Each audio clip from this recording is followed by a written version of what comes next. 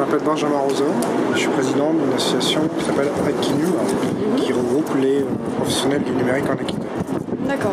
Et qu'est-ce qu'on fait aujourd'hui? C'est quoi l'objet d'événement? Comment Je me suis retrouvé là. Oui. Comment je me suis retrouvé là? Qu'est-ce que je fais là? Voilà, t'as vu dans un espèce de bâtiment tout crade. J'ai l'impression pourquoi on se retrouve là? Parce qu'en fait, il semblerait qu'il y a un certain nombre de personnes qui souhaitent faire un espace de travail en commun dans la région. Donc effectivement, le principe c'est de savoir si les acteurs peuvent se mobiliser ensemble pour le monter. D'accord. Et tu as participé à des ateliers? Comment tu as trouvé C'est toujours, c'est toujours bien de s'amuser à réfléchir. C'est pas un amusement, mais enfin c'est toujours bien de réfléchir ensemble. Et effectivement, on s'aperçoit que quand on pose la question aux gens, ils aiment bien y répondre. C'est assez pratique. La méthode est bien, la méthode d'atelier participatif est toujours marrante à faire. Qu'est-ce que tu retiens des ateliers? Tu as eu des idées intéressantes qui t'ont resté? Alors ce que je retiens, c'est qu'a priori tout le monde est assez volontaire, mais qu'effectivement il y a quand même une vraie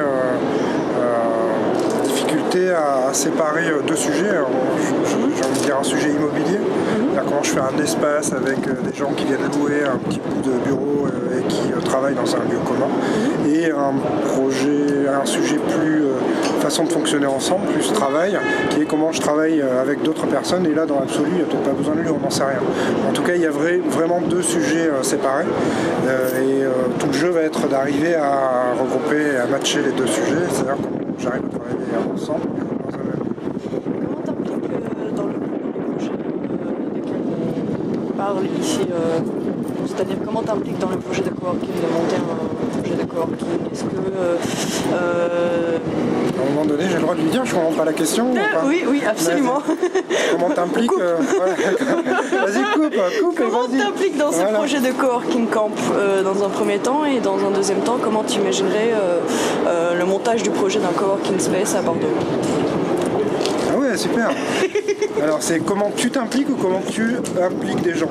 Les deux.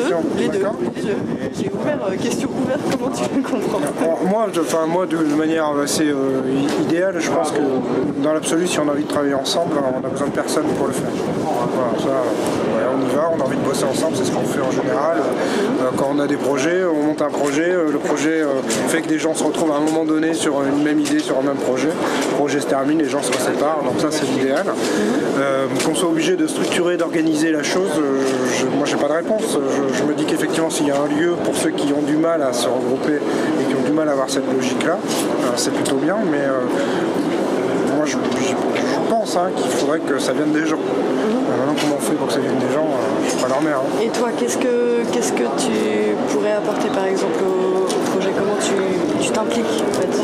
Alors moi c'est vrai qu'aujourd'hui je suis président d'une association où j'ai des gens qui se sont regroupés comme ça.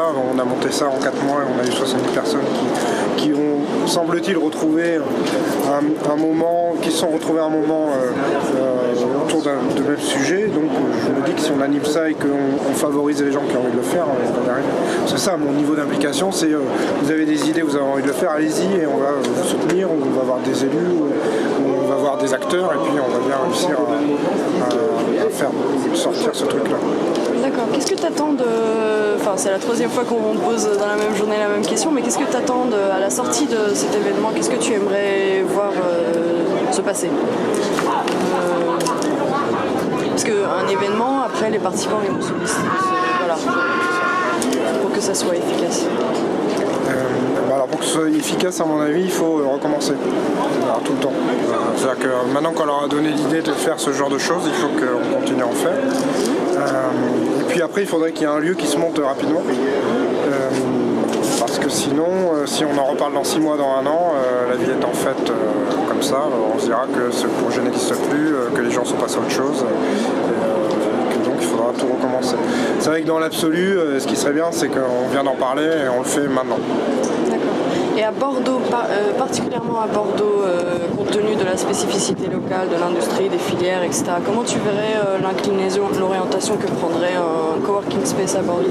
Comment tu l'imagines en sachant, en étant un acteur qui sait les besoins, connaissant l'écosystème, etc. Alors c'est à mon avis toute la difficulté. C'est-à-dire qu'on est quand même dans une structure sociologique où la pression immobilière est moins forte que dans d'autres villes, comme à Paris par exemple.